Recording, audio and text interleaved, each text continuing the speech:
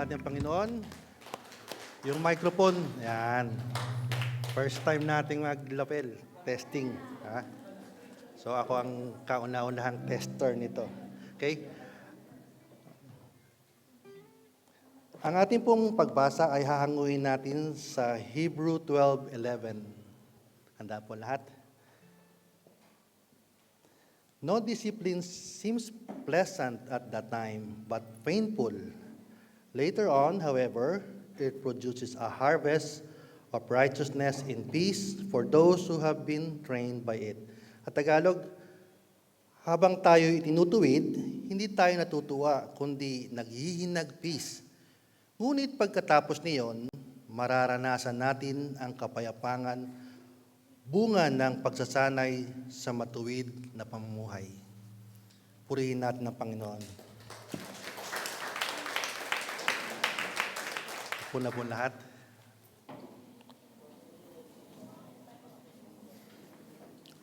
Pinag-iisipan ko po kung ako'y sa gitna. Sige, sa gitna. Totoo, no? Last week, tumawag ako sa akin tita, no? Sabi ng tita ko, nako, stressful daw ang 2026. Ang dami daw problema. Kasi nagpa-opera siya, tapos nagpa-opera din ng nanay ko. And then, ang dami daw, sabi niya. So, very stressful daw ang pagpasok ng 2026. And then, may nabasa po ako. Ang sabi doon, pag sobra na ang stress mo sa buhay, ibenta mo ang asawa mo. But of course, hindi ko magagawa yun kasi priceless sa akin yan. Kaya nga mahal di ba? Mahal ko yan. No? So, sabi ng psychology, ang majority impact ng stress ay decision making. So, pwede natin sabihin na poor decision making. So, ibig sabihin, sa bawat decision natin, posibleng may pressure. Amen? Halimbawa na lang, no, sa paglilingkod. No, sa paglilingkod. Tayo dito naglilingkod, pero nakakaranas din tayo ng maraming stress. Tama po? Amen? So may kwento po. Halimbawa, no. Nung nagsimula po ang gawain, ako po ay nakontento na sa service. Pabuhat-buhat ng bangko. And then later on, ako po ay naging PowerPoint. Yan, sa PowerPoint. And then, di pa na kontento, inassign pa sa akin ang video. So, dalawa na. Nung nawala ang nasa mixer, sa audio, ako rin po ay nag-mixer. So, tatlo na. So, sabay-sabay. Plus, ako po ay naglingkod sa labas ng ministry, ng gawain, SPCFC. So, sabay-sabay na po ngayon yun. No? At ito pa, naging leader, naging head. Nung una, habang ako'y naglilingkod, masaya. Masaya yun, siyempre. And then, naalala ko pa nga, yung setup natin ay Thursday night. Wednesday pa lang, tinatawagan ko ng service. Minsan pinupuntahan ko pa sa industrial, tapos bumibili kami ng isda sa Kachara Market. Nagsasalo-salo kami. And then, medyo malakas. And then, Huwebes pa lang, 3:00 pa lang ng hapon, aalis na ako ng bahay. Susunduin ko ang service bawat isa. So matapos, darating kami dito, mga 5, 6, 8, tapos na kami, and then pakakainin ko sa laba, and then ihahatid ko naman pabalik. So yun, paulit-ulit. And then, nagkaroon po ng pagkakataon na sinusundo ko na rin yung choir, yung mga nandito, kasi ang practice ng choir hanggang minsan 11. So yung iba, walang sasakyan pa uwi. So hinahatid ko na rin. In short, ang nakakauwi po ako, minsan 2 o'clock na, ng madaling araw. Nung una, okay lang eh. Okay lang. Pero nung tumagal na, yun na. Nag-aaway na kami mag-asawa. Napapabayaan ko na sila, napapabayaan ko na ang pamilya ko. So, sabi nga ng ating kapatid, overwhelming. Di ba? Ang ganda ng word, overwhelming. So, ganun po, no? Tinatanong ko ang Diyos, tama pa ba ang ginagawa ko? Tinanong ko sa Lord yon, Lord, tama ba ang ginagawa ko? And then, tinuruan niya ako, no?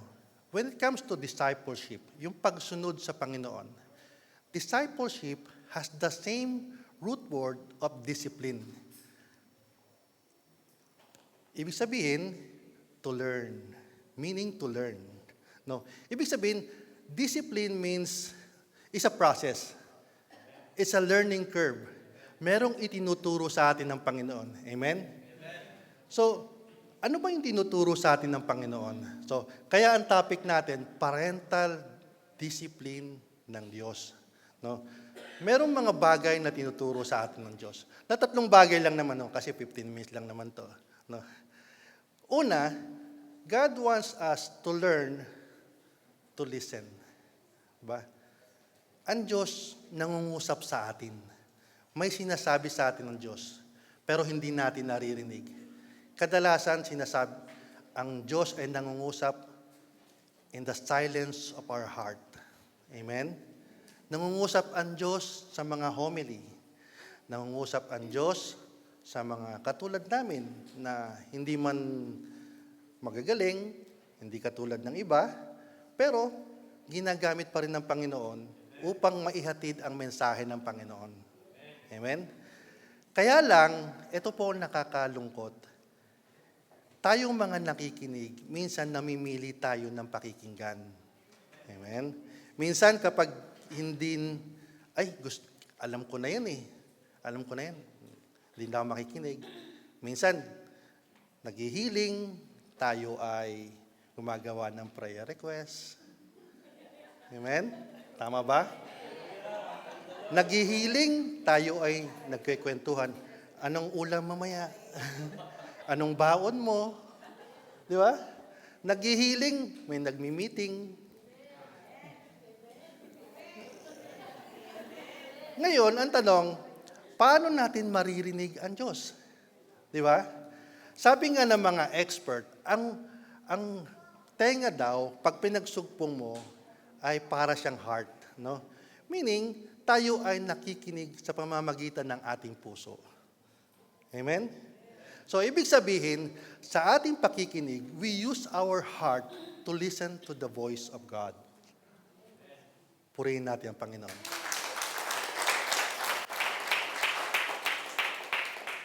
Kaya nga, sa ating pakikinig, naririnig din natin ang pangangailangan ng iba. Tandaan nyo to, walang silbi ang tenga kung ang puso hindi naririnig ang tinig ng Diyos at ang pangangailangan ng iba.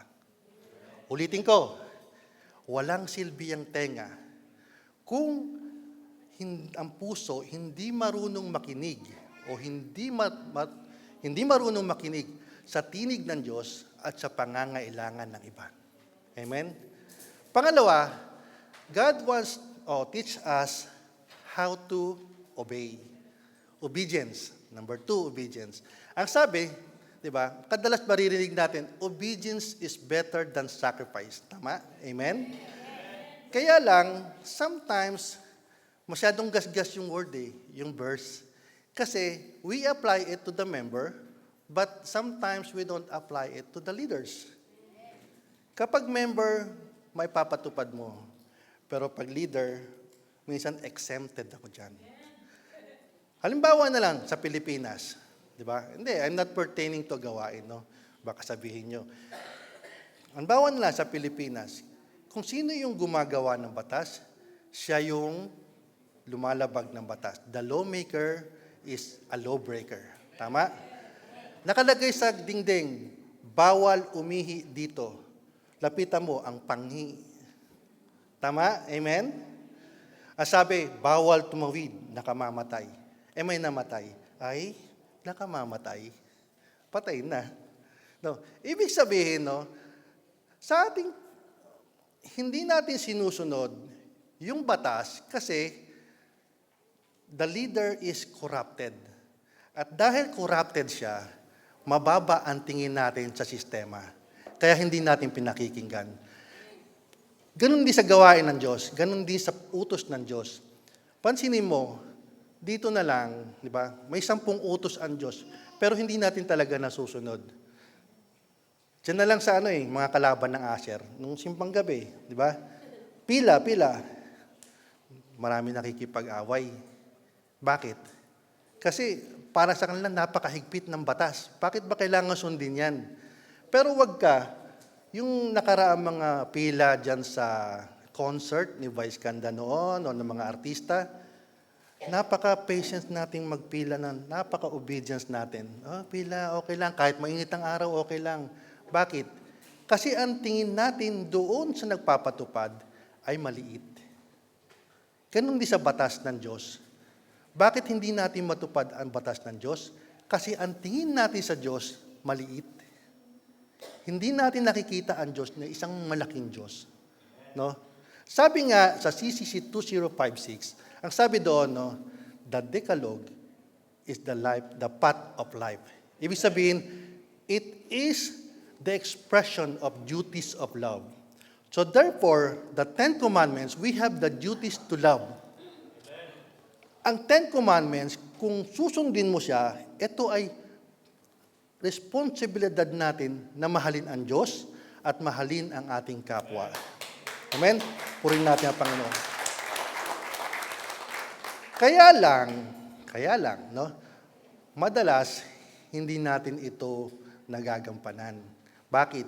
Kasi corrupted ang ating utak.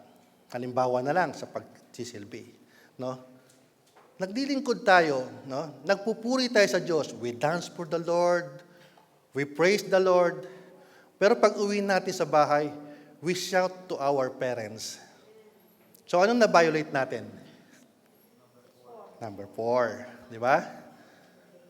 Nagpupuri tayo sa Diyos. Na active tayo sa Diyos. Di ba? Tapos, pag uwi natin, meron chismisan. Okay lang naman kung ang pinag-uusapan natin is fact. No? Pero minsan, kapag hindi naman kayang depensahan ng tao yung kanyang sarili, huwag natin masyadong pag-usapan. Tama? Amen? Amen? Minsan, naglilingkod tayo, very close together, tapos, nagkakaroon pa ng developan. Yan, marami dyan. Marami sa labas. No? Ibig sabihin, nababiolate natin ang batas, yung kautusan ng Diyos, ang pakiramdam natin, sumusunod tayo sa Diyos, but explicitly, we violate the law of God. 3 minutes na lang. So ibig sabihin, maraming mali sa ating ginagawa. Kaya naman, kapag mali ang ginagawa mo, napipressure tayo. And dahil may pressure tayo, may stress tayo sa buhay. Sa bawat pagkakamali natin, kapag nandiyan ang pressure, nandiyan ang stress. Amen? Purihin natin ang Panginoon. At pangatlo, love. Love. So sabi natin, kapag tayo'y nakinig, we listen through our heart. And when we obey with love. Tama? Amen? So, ibig sabihin, ang Diyos, tinuturuan tayo sa pamamagitan ng salita ng Diyos, the gospel. And, paano ba sinulat ang gospel? The gospel was written for love, it is written to love, and it's written by love. Ibig sabihin, the very ink of the Bible or the very ink of the gospel is love. Ibig sabihin, sa pagsunod natin sa Diyos, lahat ay nakaugnay sa pag-ibig. Amen? Kaya nga, kapag mahal mo ang isang tao, hindi mo ba-violate ang rules. Kapag mahal mo ang asawa mo, hindi ka man lalaki, ay hindi ka man bababae. Diba? Amen? Kapag mahal mo ang trabaho mo, hindi mo lolokohin ang empleyado mo. Kasi mahal mo. So, ibig sabihin, ang lahat ng bagay ay nakaugnay sa love. Amen? Purihin natin ang Panginoon. And lastly, may tuturo po ako sa inyo. Paano natin isasagawa? Paano natin malaman na ang desisyon natin ay para sa Diyos? O tama. Taas po natin mga kamay. Ganyan lang. Ganyan. I-close nyo po. I-close nyo. Pag kayo'y kanan, kanan. Pag kayo kaliwete, kaliwete. Now, every time na magdidesisyon kayo, major or minor, no? Imagine nyo lang, nandyan si Lord. No? Si Lord yan. And then, sabihin mo lang, you do it for me. That is the gospel. You do it for me. And imagine the picture of God. No? Imagine the picture of Jesus. Every time na may gusto kong gawin, may decision ako, gusto mong magalit, you do it for me. Gusto kong tumulong pero nag-aalangan ako, you do it for me. And therefore, sa pamamagitan ng kamay nyo, marirealize nyo pag nagdadasal kayo, tama pa ba ang ginagawa ko? Kung tama ang gawa mo, tama ang desisyon mo, mas mababawasan ng stress mo. Bakit? Because we do everything for God with love. Amen?